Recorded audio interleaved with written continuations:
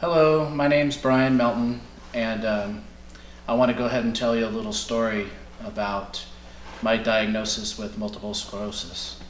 In 2005, I was having a lot of numbness, a lot of issues with memory, concentrating, processing of information, and I was also having a foot that was going numb, and which led me to searching out doctors and trying to get a diagnosis of this disease, which really was not very easy. I went to a couple different doctors before I was diagnosed. Dr. Batia here in Fresno did an MRI and discovered that I had lesions on my brain, which obviously is not normal.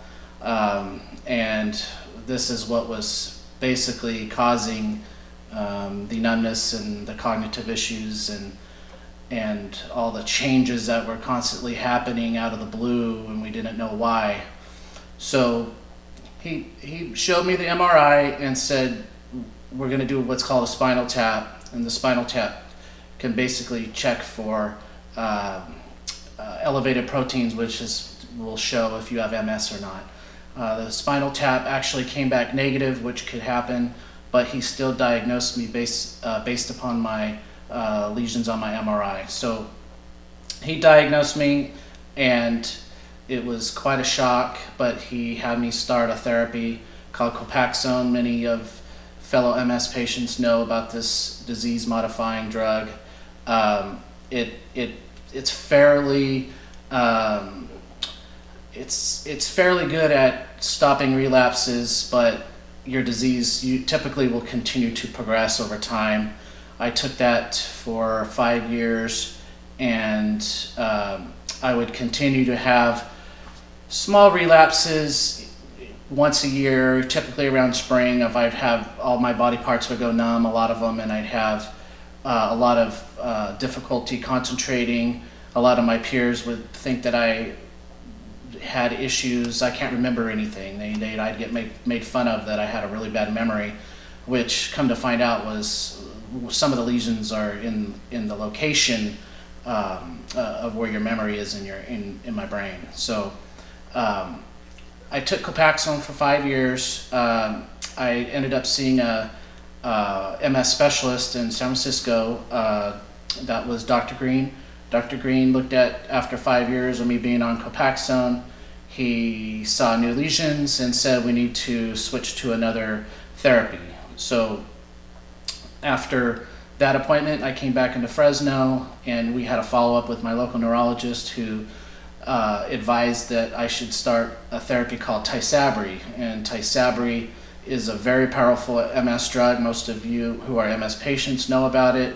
Has a lot of nasty side effects. I took the drug for 6 months, and I felt awful on it. I was having a lot of anxiety and a lot of difficulty thinking, and a lot of strange things were happening to where they thought I was having a bad reaction. And after 6 months, I was pulled off the medication, and I felt a lot better after being pulled off the medication. So I came off that, and my physician asked me, we need to keep you on a therapy to prevent you from getting worse. So 2010, I started Gilenya, which is the first oral medication for MS. The previous medications were injectable. This was a pill once a day, has some unknown long-term cardiac effects, and a lot of unknown with down the road on having a suppressed immune system, being around the general public, and you're just more prone to infections and viruses and all kinds of stuff. So we went ahead and tried Gilenya. I was monitored for 6 hours the first day in the hospital to make sure my heart was handling it okay, and I took Gilenya. I've been on it for, let's say, about 5, almost 6 years. About 6 years actually, and it really kept the disease at bay pretty well Up until 2013, I was starting a new position at AT&T, and it was a very, very stressful position, and a lot of you know that stress and MS don't mix, and especially in my case it doesn't. So the stress of me trying to learn 12 different computer programs and also having MS, which is primarily, a lot of mine is cognitive, I was unable to really process all this information and actually be a contributing employee. And the stress of the position it just wasn't working out. And I finally had basically a nervous breakdown in June of 2013. I was having a lot of difficulty walking straight. I was having a lot of numbness and weakness in my legs, and a lot of dizziness, and just a feeling of being off-centered. And it really, I've never had those type of feelings of anxiety before in my life, and I just couldn't handle it anymore, and the pressure was just too much. They were constantly pressuring me daily, and it just wasn't working out for me. So I went out on disability in 2013, and being out on disability is a very big eye-opener in being that I'm now out of the workforce. I was able to get disability through AT&T, which was a blessing, and most of you know how difficult that is to get disability in this day and age. But we got a lawyer and fought, and now I'm receiving income, which is great. So the stress of this whole scenario really put a big stressor on my MS, and it's kind of hasn't really gone away. So we've had a couple more MRIs, and it shows that there is some progression still happening, and a lot of it was caused from the stress of this position. And your body, when the stress is like that, basically goes into a fight and flight response, and it's shown that it can cause lesions, and it can cause your immune system to overreact, and that's partly in what MS is an overreacting immune system, which is basically attacking yourself and causing these lesions. And so after I started receiving disability, I was still left with a lot of permanent cognitive issues. As you could tell, sometimes it's hard for me to get the words out and express exactly how I feel.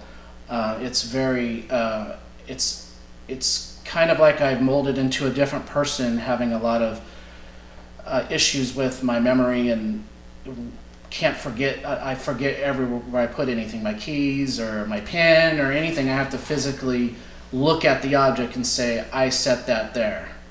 So this is all new now. It's all permanent disability, which this disease has caused. And so I've been doing a lot of research, obviously, in my spare time, and I dedicated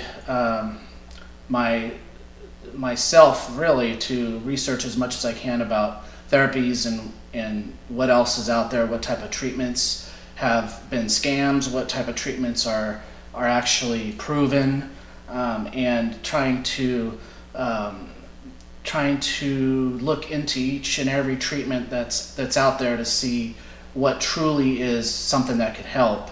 MS patients have really been through the ringer over the years with treatments and being promised cures and promised this'll help, that'll help, and eventually nothing ever pans out. They still don't know what the cause is. They still don't know how to stop the progression of the disease with pharmaceuticals. So in 2010, I was doing a lot of research in my time. In my spare time, I was doing a lot of research on some of the treatments and what's in the pipeline coming through the United States as far as pharmaceutical drugs and procedures, and trying to look at the different trials to see if I could qualify for a trial. I wasn't very impressed with the disease-modifying drugs that were on the market. They're just not very powerful, and there was some big drugs coming through the pipeline with a lot of dangerous side effects, a lot of side effects that could be worse than the disease itself. Be it it's pretty rare in some of them, but the people that do get them, it's very unfortunate. It's an eye opener that this really could happen to you. Just as MS, who would have thought you're going to get MS when it's 1 in 1,000 people get it. So I found this treatment being done at Northwestern University by Dr. Burt. It's called hematopoietic stem cell transplant. And the word stem cell is what really caught my eye, and I dove into the treatment and did a lot of research and talked to patients about it, specifically on what they're doing. And it's basically a bone marrow transplant without a match. It's not done the same way. It's done through your blood, through your own stem cells. So there's no risks of some of the diseases that could be caused from a bone marrow transplant. A lot of the complications are a lot different. So he was having these dramatic results, and it was only in phase 1, this trial, so it was very limited, but I've watched it through the years. As I've been on medication, I'm still keeping in contact, following the results. And we get to this last year, they were having the phase 3 trial was coming to an end, and they've been putting out publishing papers of these amazing results of MS patients going in with extreme disability and leaving the facility with disabilities that are now by the wayside, that they're getting up and using a cane instead of a wheelchair, or some are actually getting up and walking out after some therapy of a few weeks of physical therapy. And what they're finding is when you're a lot younger, and you haven't had the disease a long time, your brain has a way of repairing itself. Through this treatment, it basically shuts off the disease and allows your brain to repair itself naturally. So all these inflammatory responses when an MS patient has their body attacking itself. And what this does is it gives your body time to repair. And yes, it's an invasive procedure. It does have complications. It does use chemotherapy, but the chemotherapy is what shuts down your immune system. And basically, you're rebuilding a brand new immune system. So this treatment has shown these dramatic effects. And it's about a 90% chance you don't even get into the study, because there are so many people trying to get into it, and the parameters are very, very tight on who they treat. So in March, I went to Chicago. They were willing to evaluate me after applying numerous times. I bugged them as much as I could to hopefully get at least a glimmer of hope.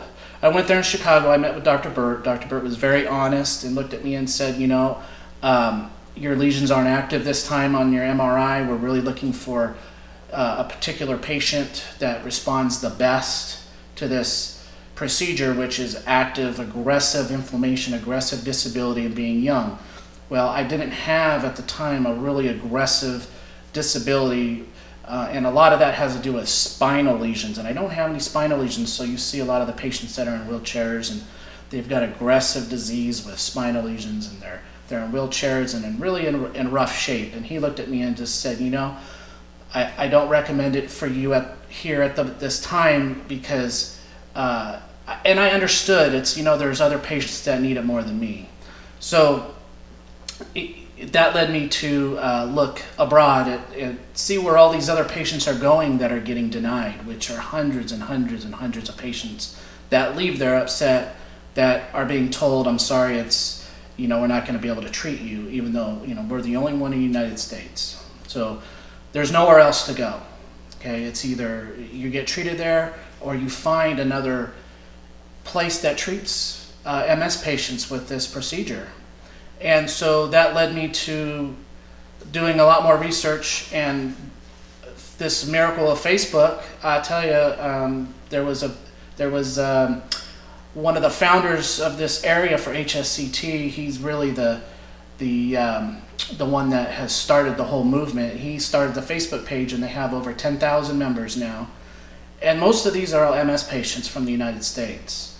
So you figure we have about 400,000 in the United States, and about 10,000 are on his webpage, on his Facebook page. So that's great, but there's a lot more. There's a lot more people that need to know about this procedure. So what led me to all my research was a few different facilities overseas. Russia is the leader in this procedure. Dr. Fedorenko is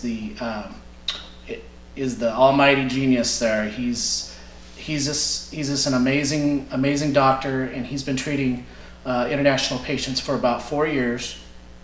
He's been actually doing the procedure for about 20 years. And keep in mind, this procedure is nothing new. It's nothing new at all. It's been used since the 70s for cancer patients.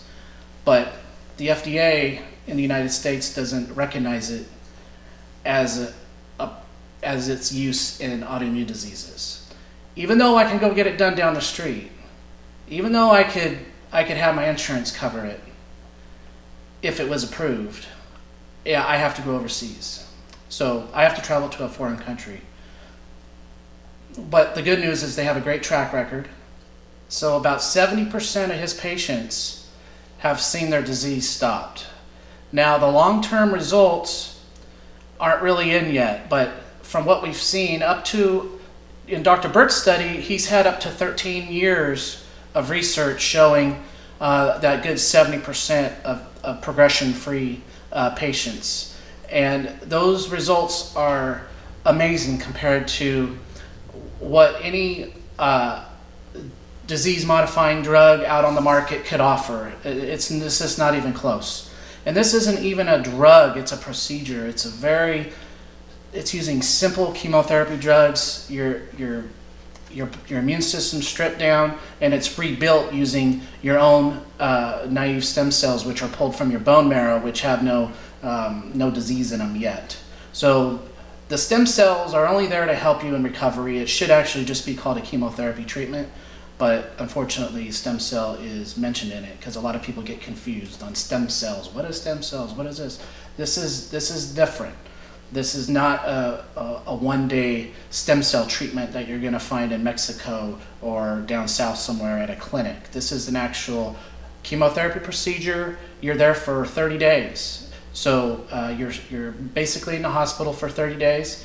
Your immune system is rebooted, and when it is up to snuff and you're good to go, you'll be released. It's typically about 30 days, and you come home, and you're going to have to maintain a different lifestyle. You're going to be I'll be on a specific diet, which I'm not looking forward to, but I will do it. I'm going to have to stay away from germs somehow. I'm going to have to wear a mask a lot. There is going to be a lot of hand washing throughout the day, and a lot of different soaps, and I'm sure my wife would get a lot from the hospital of different things we could use. So it's going to be a challenge, but hey, if I could stop the disease from progressing, it's all worth it in the end. I'm doing it really for my family, and I really want to help others see how this treatment can be beneficial, because you're not going to hear about it from your neurologist. Your neurologist knows about the drugs. They know about what's in the pipeline. They know about what they could offer you at the moment. They don't know about other procedures, and this is a hematologist specialty. This is a oncology. This is a cancer treatment, and it works remarkably well in all autoimmune diseases, not just MS. There's also lupus patients that get this treatment and showed amazing results with lupus. So this treatment will eventually get approved in the United States. Dr. Burt's study is on track to be approved in 2022, which to a lot of you, hey, that's great, we're all going to be able to get this. Well, not so fast. The drug companies aren't going to let this happen this quickly. So you're going to basically have to fit the parameters of that previous trial for insurance companies to approve it. So it works amazingly well in a small minority of patients. So what's going to happen is you're going to have to fail typically 2 of the disease-modifying drugs that are currently on the market before you're going to be able to have this procedure. So that is basically the parameters of the study itself. So going into, if you are accepted into the study, you had to have failed a few previous drugs, which I had before, being Copaxone and Tysabri. So, well, that's going to happen in 2022. Well, what's going to happen to everybody else? Well, you're going to be learning more and more about stem cells and what's real and what isn't. And a lot of people are going to be spending their money on fake treatments. Luckily, the FDA is cracking down on the treatments that are taking disabled people's money throughout the United States. It's an epidemic right now. I think there's over 200 they have been shutting down lately. So you need to look abroad. You need to look at other countries that have different healthcare standards. And like I said, Russia's one of them, where they use this treatment for autoimmune disease. The coordinator there, Anastasia, was diagnosed with MS 5 years ago, and she couldn't even turn a doorknob. She lived with her grandmother in a wheelchair. She couldn't even walk. She was a young 19-year-old female living in Moscow that had no future, and she was given this opportunity for this treatment, and she works there now. She's like the best. So she is the coordinator of the whole treatment, and she's active on Facebook. You could talk to her about her story, and she is bringing people in from all over the world, especially Australia. There's a big movement over there, and it's just there's just magical things happening there. And there's patients there that have progressive MS, which is a different classification, which there is no current treatment at all, 0. There are a few things in the pipeline, but more than likely they'll be deceased by then, 20, 30 years from now, minimum. So there's patients there that are going there, and their disease has been stopped up to 3 to 4 years now, and they're putting on muscle mass, they're getting back into the gym, physical therapy, they're up out of their wheelchairs, a majority of them are, and it's just been amazing. And one thing we all have to thank is social media, because before this, we only knew what our doctors told us, which is not always the correct answer. And unfortunately, we need 2 or 3 opinions now to make a justified decision about our own health care. And with social media, we get to interact with real patients that have had this procedure. I've talked to hundreds and hundreds and hundreds of patients throughout the world that are doing great. That they disappear after this. They say, I'll check in with you guys once in a while, but they're out living their lives, doing what they love to do. And no, it doesn't work for everybody, but it works for a majority. And the ones it doesn't work for, it's heartbreaking to have them come on and their disability starts worsening and progression ramps up, and there's nothing to do. They die. So that's why it's important that I get this procedure done. And my promise to all the patients out there, and I know I've talked to a lot locally, is that I'm going to help spread the word. I'm going to make sure that everybody knows about it, and I'm going to make sure that everybody has the opportunity, and I'll help fundraise. I'll help the people that help me. So I'm just so happy to tell the story, and we're out fundraising right now, and we're just trying to get the word out, and everybody's been so helpful, and the businesses, the family members, financially, it's just everything's going great, and we just want to keep the money rolling in, and hopefully everybody finds a place in their heart where they can help. We need to raise $50,000, and we're getting there, but time's running out. I need to be there November 1st, so we don't have a lot of time. We're planning events, and I hope everybody could try to at least attend some of them. And I just really I really want everyone to know about this treatment, and that there is hope. There is hope for the patients out there that deal with this disease on a daily basis. It's an invisible disease. You may not see it from the outside, but it's there on the inside. And people don't understand the pain and the numbness and the cognitive issues that change daily. So thank you all very much for listening to my story, and I hope you all could spread the word, and feel free to reach out to me, and I'll help in any way I can. Thank you.